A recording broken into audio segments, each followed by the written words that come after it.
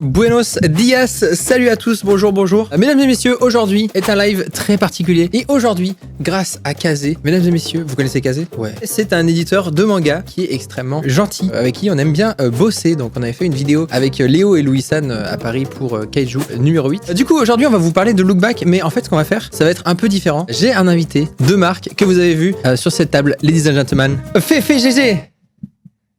Coucou. Pourquoi Féfé, mesdames et messieurs? Car Féfé nul en dessin. a un profil qui est absolument parfait pour ce qu'on va faire aujourd'hui. C'est que Féfé est dénué de capacité De talent. de représentation graphique. Tu peux me passer un exemplaire? C'est un manga qui est un one shot, donc c'est un seul exemplaire, qui est une petite histoire très sympa. Lukobako de Tatsuki Fujimoto, qui est, vous l'avez reconnu, l'auteur de Chainsaw Man. Donc il a fait ce petit one shot qui est extrêmement cool, dont on va vous parler très vite fait. Et vous allez me dire, mais Colin, mais quel rapport entre ce manga et dessiné? Et bien figurez-vous que dans ce manga, une des deux protagonistes dessine ceci, des strips que vous avez peut-être déjà vus, qui sont des strips qui se lisent à la verticale, qu'on appelle des yonkoma. Ils ont la particularité de faire 4 cases et d'être à la verticale. Kazé vous propose de participer à un concours pour faire vos propres yonkoma et peut-être gagner ma tablette graphique. Donc il y a deux Cintiq 16 HD, qui est la tablette que j'utilise pour dessiner, à gagner avec ce petit concours.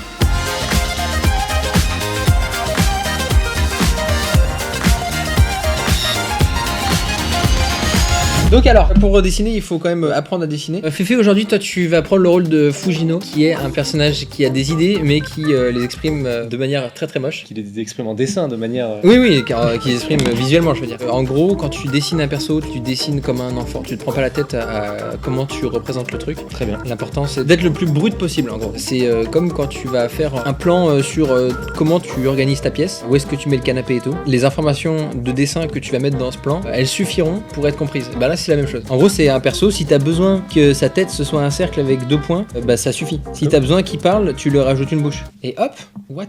Ça devient mes personnages instantanément. C'est incroyable. C'est toi ça. C'est totalement moi. Il manque un peu les cheveux là. Le plus important, c'est juste de s'exprimer. Et pas de se dire comment est-ce que je représente ça, il faut que je fasse des recherches pour dessiner le nez. Ça, on s'en fout complètement. L'idée, c'est juste de transmettre une histoire. Et en plus, il y a quelque chose que Fujino, elle fait vachement bien là-dedans. En dessinant de manière hyper simplifiée, bah tu parles à plus de gens qu'en dessinant de manière hyper précise. Un dessin cartoon, il va être plus facilement identifiable qu'une photo réaliste. Plus tu rajoutes d'éléments, plus c'est précis, moins c'est interprété. Et plus ça s'ancre dans quelque chose, dans une époque, dans une ambiance, dans un endroit particulier. Et ça peut pas être d'autres endroits. Tu vas dessiner de manière la plus simple possible. Tu vas dessiner un perso qui marche dans la rue.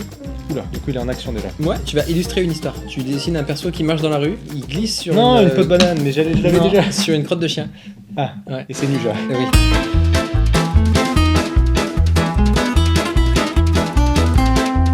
Alors faut que je fasse une bouche qui sifflote, alors ça va être compliqué.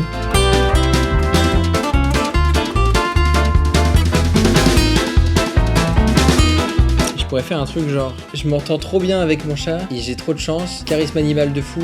Là, mon chat qui est à la 3ème case, il me mord le nez. Et la dernière case, du coup, tu sais, genre, ah, ce mec, il doit être nul avec les chats. Et moi, avec un gros pansement sur le nez. Ah le caca, je sais même pas le dessiner. Honnêtement, j'ai jamais dessiné de caca. Après, tu peux juste faire ça. Ah c'est un caca. Et hop. Ou sinon, tu fais le caca traditionnel. Ah mais voilà, c'est ça que je voulais faire. Pourquoi ne pas faire ta version de ce que fait Féfé? Ah ouais, j'avoue. Et après tu m'expliques comment toi tu le voyais. Ok, c'est parti, toi. Du coup ça c'est Nuja, qui se balade dans la rue, il sifflote. J'ai essayé de représenter la rue avec une espèce de perspective et un gars qui balade son chien derrière. Ouais. Est-ce qu'on reconnaît qu'il sifflote et qu'il marche dans la rue? Ouais, on reconnaît qu'il sifflote et qu'il marche dans la rue. T'aurais pu garder le perso, et là, t'aurais pu mettre le perso qui marche dans la rue avec son chien. Comme ça, les persos, ils sont sur le même plan. Après, ça marche aussi, hein. Mais t'as mis l'élément du chien, ça, c'est bien. Ensuite, du coup, scène numéro 2, on arrive au moment où on sent qu'il va se passer quelque chose. Le pied de Nuja arrive au niveau du caca. Ouais, avec une mouche et tout, Avec et la une mouche, note, la petite odeur. Et j'ai remis la petite note de musique pour rappeler qu'il était en train de siffloter et qu'il savait pas ce qui se passe. Sifflote, ouais, ok. Du coup, il y a le moment fatidique où il met le pied dedans. Et j'ai voulu représenter un petit peu l'effet glissade avec ses petits jets sur le côté. D'accord. La glissade, elle devrait être là. Comment ça? Bah, il glisse son pied, il glisse vers là-haut. Tu dirais que j'aurais dû faire ça comme ça? Ouais, qui fait comme ça. J'ai mis la mouche surprise, qu'elle s'attendait pas à ce qui se passe ça, elle était tranquille en train de manger quoi. Et la finalité, c'est juste, parce que là c'était trop compliqué dans les temps impartis de faire quelque chose de propre. C'est Nuja au sol, toi, faut représenter très rapidement qui se moque, parce que t'es un peu salé du fait qu'il joue pas avec toi ce mois-ci. Et ça c'était soit moi, soit Géjo qui proc d'une manière... c'est très très bien. Soit moi, soit Hardès qui proc d'une manière aléatoire pour se moquer de Nuja au sol. C'est très très bien. Est-ce qu'on peut avoir dans le chat une note sur 20 sur ce strip? 15 pour les est fort en vrai cette histoire. Là je te montre mon traitement de cette même histoire. Le perso qui marche dans la rue, comme ça il est en mode Lala. Ah oui, le texte est inversé aussi, mais il dit Lala. Il marche, il est content, tu vois que son pied il monte très très haut parce qu'il est en mode là, et son bras il va derrière parce qu'il est vraiment en mode je suis trop content d'avoir une glace. Pareil, la même case que toi. Mais là c'est pas il glisse, c'est vraiment le moment avant, tu vois, genre en dessous de son pied, t'as un petit peu d'ombre et tout. Mais c'est ça là. T'as un peu d'ombre pour indiquer que le pied il est pas au sol. Là tu sais qu'il est en train de prendre appui et qu'il va s'exploser in the caca. Là c'est la case où tout bascule. Oh non, glissando, zwip. Donc là j'ai mis des effets partout. Et la dernière case, il a sauvé sa glace. Il a récupéré sa glace. Et non, en fait, c'est du caca. Tu vois, elle vient d'atterrir et tout. Et il est en mode oh. Et en fait, il est choqué, mais il est choqué et sa langue, elle dépasse un peu, tu vois. Il l'envisage un petit peu. Ce retournement de situation à la fin est fou. Je viens d'avoir une idée. Qu'est-ce qu'il nous fait là? J'ai une idée et je crois que je vais faire ça comme idée. C'est un mec qui dit ouais, j'ai envie de devenir le meilleur dessinateur du monde. Il a des flammes et tout qui sortent. Je veux devenir le meilleur. Ensuite, il travaille comme un fou. Ça c'est cool, c'est qu'en fait, tu peux écrire. Dans la narration, voilà, tu peux juste écrire. Il travaille jour et nuit avec une flèche et le perso, bah, il travaille jour et nuit. Parce que t'as pas besoin de faire comme en narration classique où tu vas prendre plusieurs cases pour montrer qu'il prend du temps et tout. Là, c'est vraiment travail jour et nuit. Il travaille jour et nuit. Un peu comme tu mettrais une astérix et tu t'écris une action et boum, bah c'est pareil. Il voit le résultat de tous ses efforts. C'est archi nul et il est en mode je suis nul. J'aurais dû jouer à Apex. Et en plus, ça fait une opportunité de dessiner des visages rigolos. Ça, c'est cool.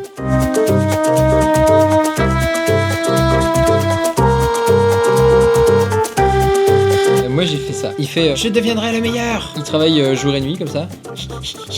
Résultat nul. Et après il est en mode c'est cool hein, que tu simplifies comme ça. Ouais, je suis obligé, hein. C'est pas qu'une volonté. Il va être le meilleur, il est motivé. Dessin. Ça fait des petites étincelles. Il a littéralement fait un caca. On retrouve la mouche du début. Qui se demande est-ce que c'est un vrai caca. 10 minutes plus tard, il joue aux jeux vidéo. Ça peut être cool quand sur le plan où il joue aux jeux vidéo, qu'il soit vraiment genre, assis sur son canapé, enfin avachi sur son canapé en mode saoulé quoi. Ouais, ça j'avoue que j'aurais pas. Et comme ça t'as pas à montrer la. Ah oui, j'avoue, le plan est mieux. Mais à la base, c'est ça que j'avais en tête. C'est juste que la réalisation était plus compliquée, du coup j'ai fait. Ça c'est le regret. L'amitié, il est peut-être plus dur à faire. Mais l'amitié, il faut faire 2 persos. Et du coup, il faut qu'il y ait une interaction. Un astronaute qui aère sa chambre dans l'espace et ça explose. C'est pas bête en vrai. C'est pas mal ça. Sauf qu'il y a ni l'amitié ni le regret. Si, il y a le regret en vrai. Il y a le regret, genre il trouve qu'il y a une odeur pas top, il fait aujourd'hui je me prends en main, il ouvre. C'est genre il est là en train de chiller comme ça.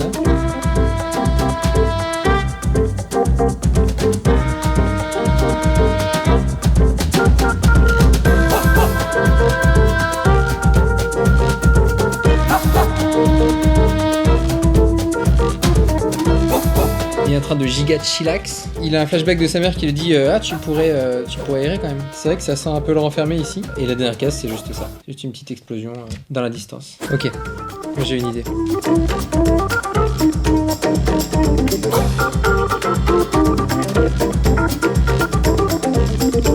En fait là, le plan c'est ça. C'est un perso qui se cache d'une apocalypse de zombies. Et là, dans la ruelle, il voit une poubelle comme ça. Et dans la poubelle, il voit qu'il y a un petit chien. Et du coup, il lui donne à manger. Ils sont amis. Il est en mode trop bien, un petit chien qui va m'aider à passer l'apocalypse et tout. Il le jette à manger, il lui fait chut chut comme ça. Et la dernière case, le chien il est content, donc il aboie. Et là tu vois les zombies derrière qui tournent la tête en mode Il y a et l'amitié et le regret. Ah oui, c'est vrai qu'il y a les deux. Ouais. Incroyable. Un ver de terre qui rêvait de voler et un jour il voit un oiseau qui vole, sauf que l'oiseau fonce vers lui et il l'attrape et le ver de terre est trop content car il croit qu'il s'est fait un nouvel ami. C'est trop bien ça. Mais du coup non. Vas-y, je vais dessiner ça. J'aime bien l'idée, je prends.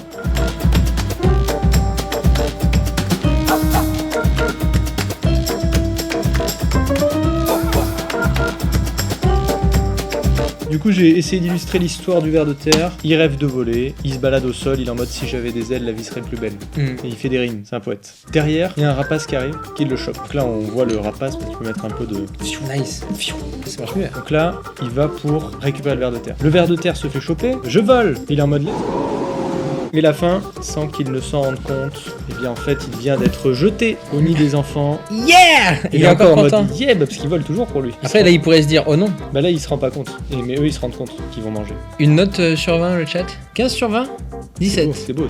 18 et demi. Et elle est quand même mieux que l'histoire du caca. Quoi?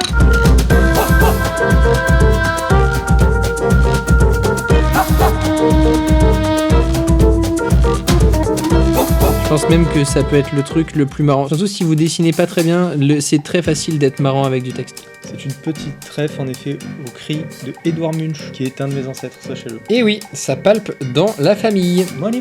Moi j'avais une pote en école d'illustration qui était suisse et très sympa. Elle est morte. Non, j'espère qu'elle va bien. Elle dessinait très très mal. En fait, on était dans une école d'illustration très très chiante. C'était pas une école de narration, c'était pas une école d'animation, c'était pas une école d'expression en dessin comme tu vas voir genre les beaux-arts ou des trucs comme ça. C'était vraiment full illustration et c'était académique au possible. Et elle faisait vraiment le style des petits personnages totalement mal dessinés. Ce qu'elle écrivait, c'était trop drôle. Genre à chaque fois que je lisais les strips qu'elle faisait, j'étais éclaté de rire. Et c'était une des personnes qui dessinait le plus mal de la classe. Elle a arrêté l'école à peu près en même temps que moi, à la fin de la première année. Histoire triste.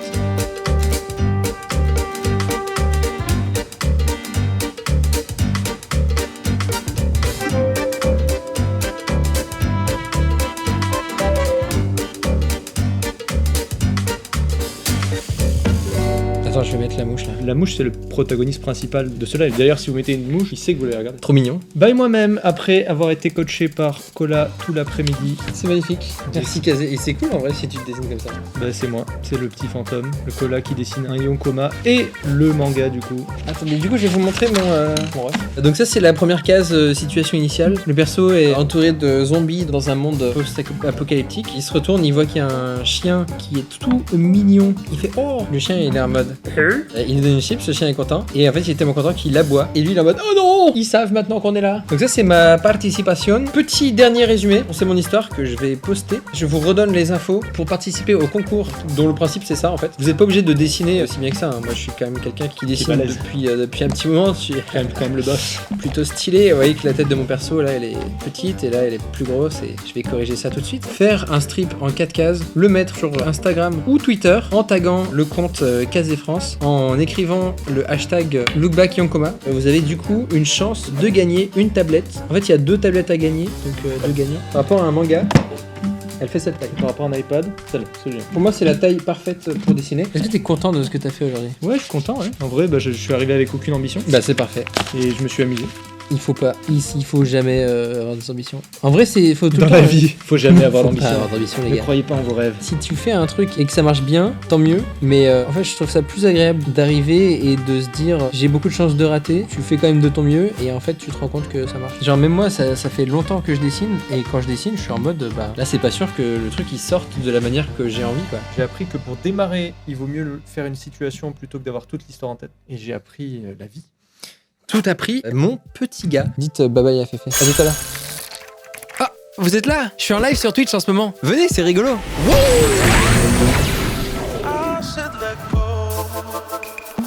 Vous venez pas?